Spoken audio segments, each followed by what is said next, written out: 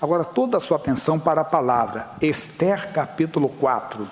O livro de Esther é um pouco antes de Salmos. Antes de Salmos é Jó, antes de Jó é Esther. Esther, capítulo 4. Esther, capítulo 4. Então, no meio da Bíblia é Salmos é Jó, antes de Jó é Esther. Quando Mardoqueu soube tudo quanto se havia passado, rasgou Mardoqueu as suas vestes e vestiu-se de um pano de saco com cinza e saiu pelo meio da cidade e clamou com um grande e amargo clamor. Era um costume deles, tragédia, luto, também no arrependimento, eles usavam isso, mas principalmente quando enfrentavam uma adversidade, quando enfrentavam um momento difícil. Nós também, às vezes, fazemos a mesma coisa. Nós vamos carregando dentro de nós alguns costumes, vamos colocando dentro de nós algumas manias, e nós vamos, até mesmo no Evangelho, praticando essas coisas, que não devemos. Por quê? Porque nós estamos na nova aliança. Nós estamos com Cristo agora, e é bem diferente. Nós vamos ver aqui um pouquinho atrás, você vai ver Josué, capítulo 7, essa prática. Josué, capítulo 7. Josué é o 6º livro da Bíblia. Não vou ler toda a história, não. Só vou pegar já o versículo 6 em diante. O Josué tinha perdido uma batalha. Aí ele foi orar a Deus. Mas olha como ele orava no passado. Então Josué rasgou as suas vestes e se prostrou em terra sobre o seu rosto perante a arca do Senhor, até a tarde, ele e os anciãos de Israel, e deitaram pó sobre as suas cabeças. Era o costume deles, rasgar as vestes, colocar pó, colocar cinza, era uma maneira de mostrar que estavam no infortúnio. E disse Josué: Ah, Senhor Jeová, por que com efeito fizeste passar este povo o Jordão, para nos darem da mão dos amorreus, para nos fazerem perecer? Tomara, nos contentáramos com ficarmos da além do Jordão. Ah, Senhor, que direi, pois Israel virou as costas diante dos seus inimigos. Ouvindo isso, os cananeus e todos os moradores da terra nos cercarão e desarraigarão o nosso nome da terra. E então o que farás ao teu grande nome? Olha o que Deus vai falar para ele. Então disse o Senhor a Josué: levanta-te, porque estás prostrado assim sobre o seu rosto. Israel pecou e até transgrediram o meu conselho que lhes tinha ordenado, e até tomaram do anátema, e também furtaram, e também mentiram, e até debaixo de sua bagagem o puseram, pelo que os filhos de Israel não puderam subsistir perante os seus inimigos, viraram as costas diante dos seus inimigos, porquanto estão amaldiçoados. Não serei mais convosco, se não desarraigardes o anátema do meio de vós. A mesma coisa, se temos pecado, nós temos que tirar. Nós estamos abatidos, não é por causa da situação adversa, não é por causa da doença, pastor.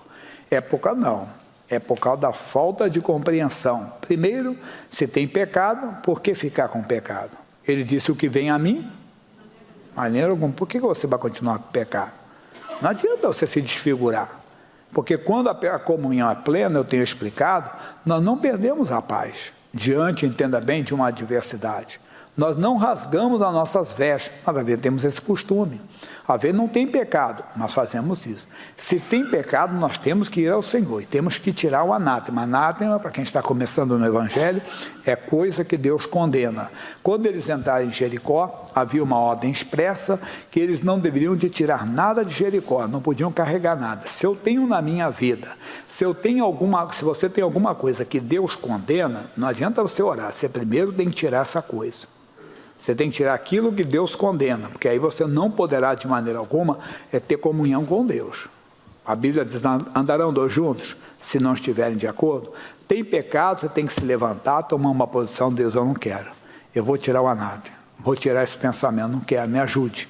Deus, eu tenho que ser forte, eu tenho que ser constante. Mas falar mesmo, abrir o coração com toda a sinceridade diante de Deus, toda a transparência diante de Deus, e vai funcionar, entenda?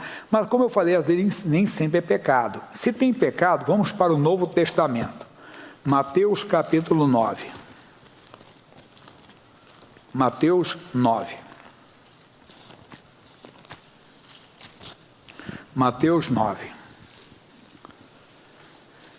Mateus, primeiro livro do Novo Testamento, o 40º livro da Bíblia. Diz assim: e entrando no barco, passou para outra margem e chegou à sua cidade.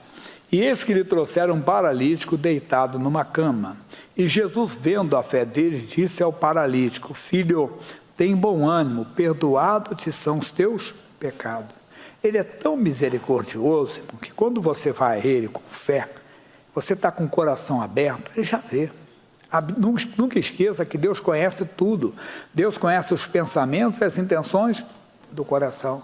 Jesus viu a fé deles e disse ao paralítico que ele não pediu perdão pelos pecados, mas Jesus disse para ele: perdoados são os teus pecados. A mesma coisa com você.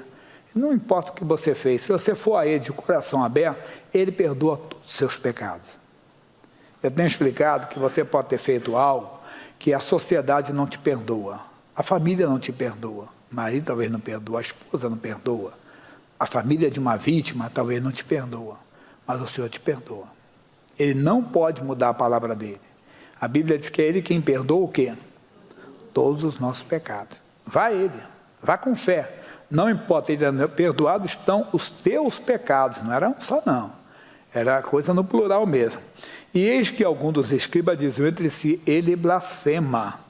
Mas Jesus, conhecendo os seus pensamentos, disse: por que pensais mal em vosso coração? Isso aqui dá para arrepiar, né? Ele conhece os pensamentos, hein? Sabe o que eu penso, o que você pensa? Quantas vezes entristecemos o Senhor por causa dos nossos pensamentos? Costumo dizer, tem cara de crente, pinta de crente, mas não tem mente de crente. Você tem que ter a mente de Cristo. Tentação vem, mas você não, aqui não. Não deixa o Satanás fazer ninho na sua cabeça. De maneira alguma, não permita. A Bíblia diz: resistir ao diabo e ele...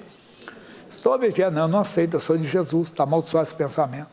Por mais prazeroso que ele seja, por mais que satisfaça o seu ego, porque às vezes não é pensamento imoral não, pensamento de vingança, né? Que aquela pessoa vai sofrer algo, aquela que te prejudicou, e você vai se sentir vingado. Não, para com isso, não aceite esse pensamento, de jeito algum. Mas vamos continuar, que eu tenho aqui o principal. Pois o que é mais fácil, dizer ao paralítico: perdoados são os teus pecados, ou levanta-te e anda? Ora, para que saibas que o Filho do Homem tem na terra autoridade para perdoar pecados. Disse então ao paralítico: levanta-te, toma a tua cama e vai para a tua casa. Somos nós, irmão. Nós não temos que ficar olhando para os outros, que vão pensar de nós. Ah, pastor Jair, uma vez eu conversei com um rapaz, uns anos atrás, não estou identificando ninguém, você não vai saber quem é, e tinha caído, né? Tinha praticado o erro. Eu disse: amigo, você quer se levantar mesmo? Aqui nós temos 7 cultos na Santa Ceia, 6 cultos todos os domingos. Ele disse: vai para a galeria, entenda, põe um boné, vai adorar a Deus, se envolva com Deus, busque a Deus mesmo. Ah, mas as pessoas, e se te reconhecerem, ele fala assim: olha para mim, eu sou lavado com o sangue de Jesus. Você não pediu perdão a Deus? Perdão, não olha para ninguém, levanta-te e anda, irmão. Tem gente que foi perdoada, já foi a Cristo, mas fica vestido de pano de saco, fica deprimido, entendeu? Fica abatido, aquele que o pessoal costuma dizer, com aquela cara de Madalena arrependida, né? Não, levanta-te, volta para a vida, vá viver a vida, vai viver mesmo na presença de Deus, quer dizer, se envolva com o Senhor completamente. É isso que nós temos que entender, é isso que nós devemos de compreender nas Escrituras. Mas vamos voltar na Esther então. Então Mardoqueu fez o que era uma prática entre eles, que era se vestir de pano de saco. Versículo 2 do capítulo 4: e chegou até diante da porta do rei, porque ninguém vestido de pano de saco podia entrar pelas portas do rei. Olha que coisa, hein? E diante das portas do rei Jesus. Ah, mas ele já é a porta. As portas são as revelações da palavra. Você pode até ter as revelações da palavra, mas se você tiver com pano de saco abatido, eu não vai poder te atender. Marca de novo, não fica zangado, deixa marcado aqui. Vá comigo o Salmo de número 100, versículos 2 e 3. Lê um pouquinho mais do 3 hoje. Salmo de número 100, versículo 2. Servi ao Senhor com alegria, apresentai-vos a Ele com canto. Mesmo que você tenha como Mardoqueu uma sentença. Qual era a sentença do Mardoqueu? De morte. Não só dele, como de todo o seu povo. Era uma sentença de morte. Às vezes o câncer é uma sentença de morte. Nem sempre, né? Às vezes é um câncer tratável, né? Mas nem todo tipo de câncer é tratável. Às vezes é agressivo. É uma sentença de morte. Aí como é que você vai se apresentar a Deus? Às vezes é outra doença, né? Uma enfermidade cruel, como agora esse Covid, quando leva a pessoa para intubação, eles falam que de 3, 1 é que sai. E é talvez um amigo seu, um parente seu está, mas não joga a toalha. Vá a Deus, não vestido de pano de saco. Se apresente ele com um cântico. Mas como é que eu posso me apresentar com alegria? Aqui que já explicamos. Ele é Deus. O versículo 3 começa dizendo, sabei que o Senhor é Deus. Deus, surgiu essa doença. Deus, eu tenho essa sentença de morte, que eu estou condenado por causa desse câncer, por causa dessa insuficiência renal, essa insuficiência hepática, essa insuficiência hormonal, seja qual for. Mas o Senhor é Deus. O Senhor é Deus para mudar esse quadro. Então, Deus, eu me alegro na tua presença. Apesar da situação, apesar do momento, o Senhor é Deus. Quer dizer, Deus, eu não tenho clientes, eu estou fechando a minha loja, eu não tenho como pagar, eu não tenho como manter. Mas, Deus, eu me alegro, porque se uma porta está fechando, o Senhor vai abrir outra.